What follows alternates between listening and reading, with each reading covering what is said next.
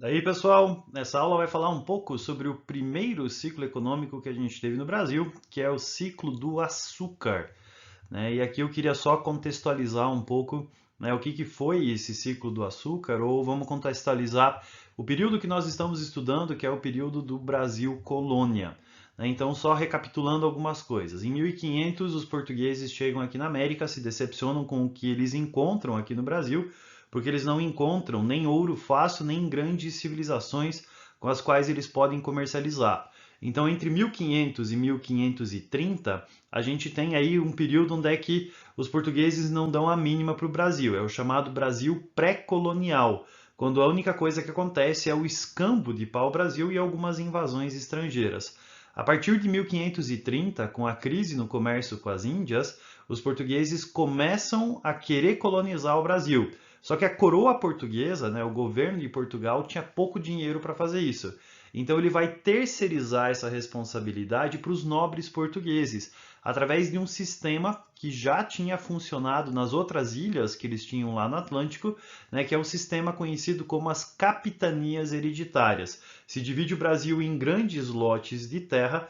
Esses lotes de terra são doados, né, através de um documento chamado de Carta de Doação para Nobres, que passavam para os seus filhos, por isso capitanias hereditárias, e tinha um documento chamado de foral, que estabelecia os direitos e deveres dos donatários às pessoas que recebiam aqueles pedaços de terreno. O problema é que esse sistema de capitanias hereditárias não funcionou, principalmente por causa da descentralização política, né? Aconteceram ataques de índios, ataques de estrangeiros, especialmente corsários franceses. Faltou dinheiro, faltou interesse, mas o principal motivo foi a descentralização política, né? A descentralização na administração dessas capitanias hereditárias. Por isso que o governo de Portugal resolveu fazer um upgrade no sistema das capitanias hereditárias e criou o governo geral, onde é que você continua tendo capitanias hereditárias, mas acima das capitanias hereditárias você tem um governador geral, um cara que é colocado aqui no poder no Brasil para administrar o Brasil do Brasil, né? E a gente tem três governadores gerais, né? Tomé de Souza, Duarte da Costa e Mendes Sá, né? Daí depois começa a União Ibérica, isso daí depois é um outro período que a gente vai estudar. Durante esse período das capitanias hereditárias e principalmente durante o período do governo geral, né, do Tomé de Souza, começa a se desenvolver aqui no Brasil o primeiro ciclo econômico. Então, o que é um ciclo econômico? Quando você tem um determinado produto e em torno desse produto você tem toda a formação de uma economia e de uma sociedade que depende desse produto. Então você tem o produto principal, nesse caso é o açúcar, já vou explicar por quê, e você tem o desenvolvimento de uma sociedade em torno da produção do açúcar e o desenvolvimento de uma economia com outras atividades em torno da produção de açúcar. Por isso que ele desenvolve um ciclo econômico. O pau-brasil nunca foi um ciclo econômico. O pau-brasil foi só extrativismo vegetal.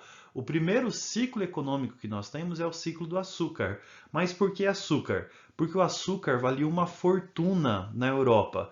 O açúcar ele era considerado uma grande especiaria e o custo do açúcar era muito alto lá na Europa. O grama do açúcar era mais caro do que o grama do ouro, né? Só para vocês terem uma ideia, o grama do ouro hoje custa aí em torno de R$ 200 mais ou menos. Então o grama do açúcar ele era muito caro, é mais caro do que drogas, tá? Então o açúcar ele era extremamente valioso. As pessoas começaram a consumir o açúcar, né, o açúcar refinado no lugar de outras coisas como o mel. Então começa a ser desenvolvida aí uma confeitaria em alguns lugares da França, né? As pessoas receitam açúcar como remédio, né? Então você tem aí um grande uso para esse açúcar, ele era extremamente valorizado. E por causa disso, você tinha uma demanda muito grande lá na Europa e um mercado muito valorizado desse açúcar.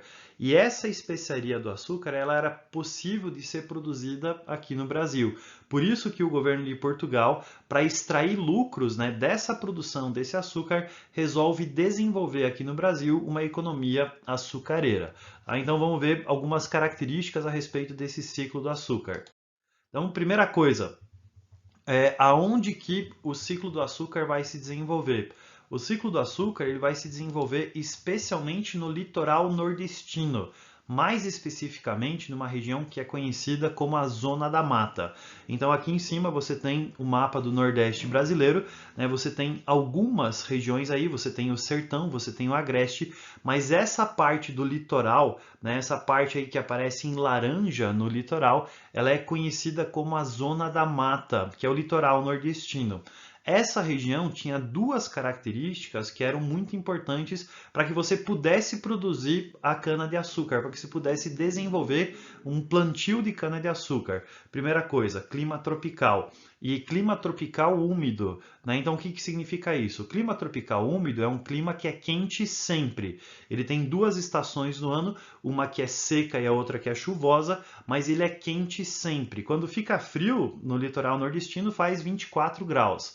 Tá? Então, você tem uma temperatura média acima de 24 graus, e esse clima que você tem, né, uma umidade, você tem chuva, mas ele é quente sempre, é um clima que é propício para você produzir, né, cana-de-açúcar. A outra característica dessa região da Zona da Mata é o tipo de solo que você tem lá, que é um tipo de solo chamado de solo de massapê. O solo massapê, que é esse solo que aparece na imagem lá em cima, é um solo muito escuro, uma terra muito preta, que é muito rica em matéria orgânica, e por causa disso ele é um solo muito fértil.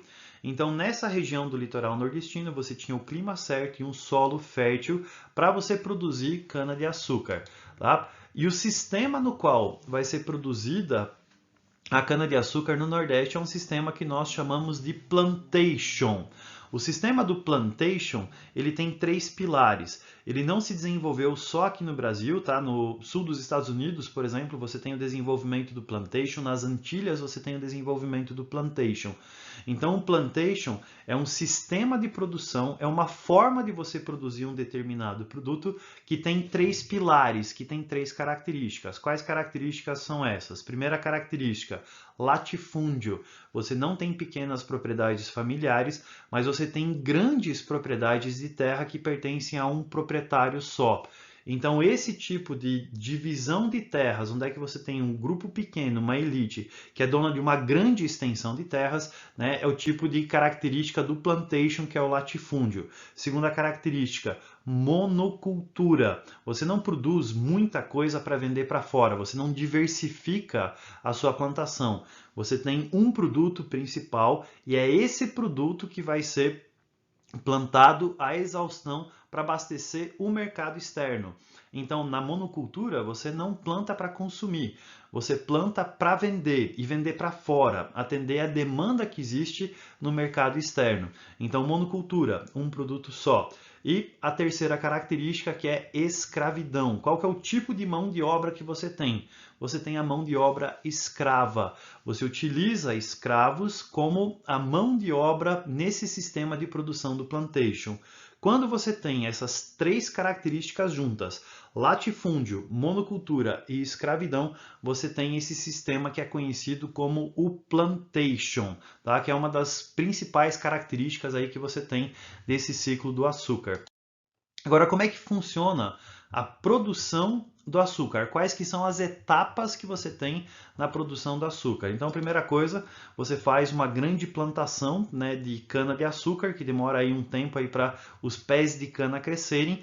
E depois que o pé de cana cresce, né, tem duas formas de você começar a colheita. Então, a primeira forma é você tacar fogo na plantação, que ajuda a limpar o terreno e ajuda você a tirar as folhas secas e os animais peçonhentos que estão lá, para daí depois começar a colheita. Ou existe o jeito de você não tacar fogo e colocar os escravos para colherem a cana-de-açúcar com tudo verde mesmo, né? Isso influencia no tipo de produto final que você tem quando você taca fogo na plantação ou não. Né? Na imagem que tem lá no canto, você tem os escravos começando uma colheita. Depois que os escravos colheram os pés de cana, né? Tudo na base da mão, tudo na base da foice. Você leva essa cana de açúcar num carro de bois para moenda. né, um engenho, que é onde acontecia essa extração da cana-de-açúcar, você normalmente tinha uma moenda, né? E essa moenda ela podia ser de tração animal, que era o mais barato, né? Então você tinha um sistema lá, como esse sistema que aparece aqui do lado, onde é que você tem uma grande moenda, você tem uma junta de bois, você tem bois dos dois lados que vão movimentando isso, e no sistema da moenda você tem um rolo central que movimenta os outros dois para você tirar o caldo de cana, né, dessa cana de açúcar. Lá em cima você tem um desses engenhos, né, uma dessas moendas manuais, onde é que você tem os escravos que estão girando lá para extrair o caldo de cana. Depois que você extraiu o caldo de cana, você leva para a caldeira, né, como aparece na imagem lá do meio, onde é que você ferve esse caldo de cana até ele atingir o ponto de melaço, melaço que é parecido com mel. Essa era uma das poucas atividades que normalmente era feita por um branco livre e não por um escravo, porque aqui requeria mais técnica.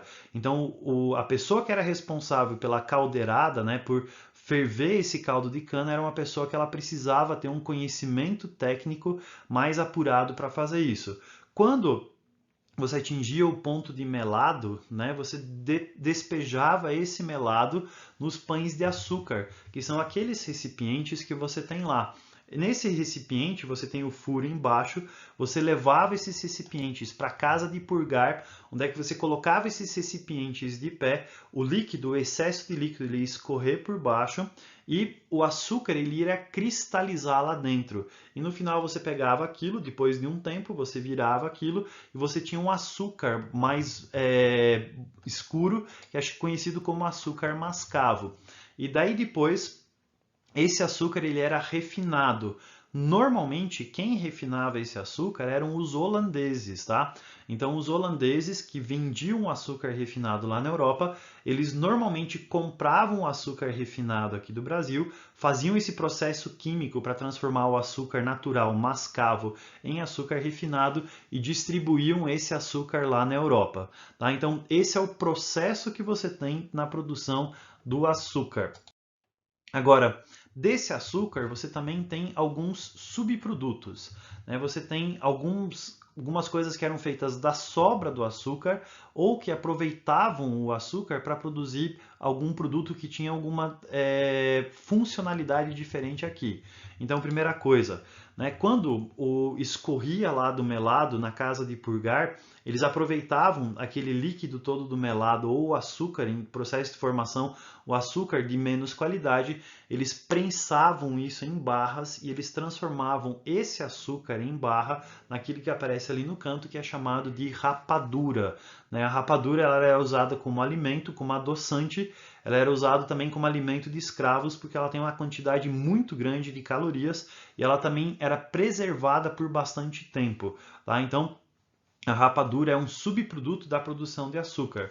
E um outro subproduto que nós temos é chamado de aguardente, a água que arde ou também a pinga. Então, o que acontecia? Foi descoberto que a partir da garapa, né, o caldo de cana, era possível você fazer um processo de destilação, né, um processo de transformar a garapa em bebida alcoólica, né? Lá em cima você tem a imagem dos alembiques, que é o processo que é utilizado para você fazer essa destilação da garapa e transformar ela numa bebida alcoólica. Essa bebida alcoólica ela é conhecida como aguardente, como a pinga, como a cachaça, como a água que passarinho não bebe, como a branquinha, como a pitu, como a 51, como a ipioca, seja lá que nome que você quer dar para isso. E essa aguardente ela tinha duas funcionalidades. A primeira era o consumo. Então, sim, se produzia bebida alcoólica para as pessoas tomarem, para dar para o escravo tomar, né? O cara estava com fome, estava cansado, dava uma cachaça para ele, ele esquecia um pouco da vida. Mas a aguardente também tinha uma outra função, e essa função era o escambo. Se exportava barris de aguardente para a África, onde a cachaça era trocada por escravos. Tá? Então, uma das funcionalidades da aguardente era você produzir aguardente para você depois transformar isso em moeda de troca por mão de obra para transformar isso em escravos. Agora, além da produção de cana-de-açúcar, você tem as chamadas atividades auxiliares. Atividades auxiliares são atividades que se desenvolveram em torno da produção de cana-de-açúcar. Então, elas não existem por si só, mas elas existem para abastecer a produção de cana-de-açúcar. Primeira atividade auxiliar, pecuária. Se produz boi aqui no Brasil não para consumo, não para consumir carne, mas se produz boi principalmente porque os bois eram a força motriz.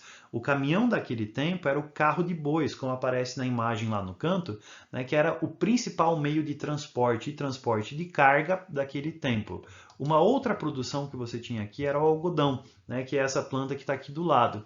Se plantava algodão para transformar o algodão cru em sacos para o açúcar e em roupa para escravos.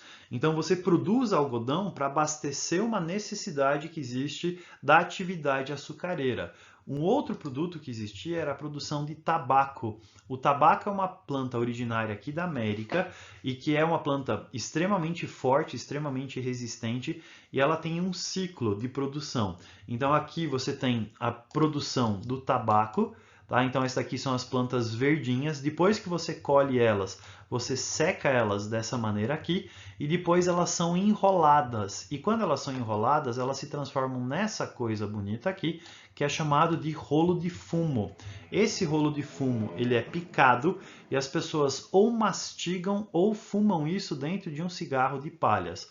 Por que se produzia tabaco? Da mesma forma como se produzia aguardente, se produzia para consumo, mas isso também era exportado tanto para a Europa quanto para a África, principalmente para a África, para ser trocado por escravos. Na Europa era moda naquele tempo fumar, né, e as pessoas receitavam o cigarro, né, receitavam o tabaco como um remédio para as vias respiratórias. Tá com dificuldade de respirar, tá com tosse, né, pegou um vírus aí que está te prejudicando na sua respiração, fuma um pouquinho que isso vai fazer você se sentir melhor. Então o tabaco era um hábito chique na Europa durante aí o século XVI. Tá? E uma outra coisa que se produzia eram as chamadas drogas do sertão. Drogas do sertão não tem nada a ver com drogas. Drogas do sertão eram especiarias que eram retiradas da natureza brasileira, era um conhecimento que os índios tinham, que os jesuítas e outros brancos que tiveram contato com os índios, né, conheceram essas especiarias através dos indígenas, e essas especiarias eram retiradas da natureza e depois elas eram vendidas, exportadas para outros lugares como a Europa. Esse tipo de especiarias, como o urucum, o cacau, a castanha de Pará, a castanha do caju, algumas ervas que eram retiradas daqui do Brasil, né, e depois mais tarde se tornam hábitos de consumo, como a erva mate, elas são conhecidas como as drogas do sertão.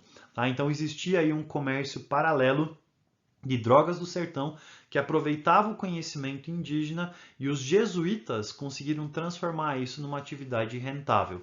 Essas atividades, elas são conhecidas como atividades auxiliares porque elas existem junto com a produção da cana-de-açúcar e em função da produção de cana-de-açúcar.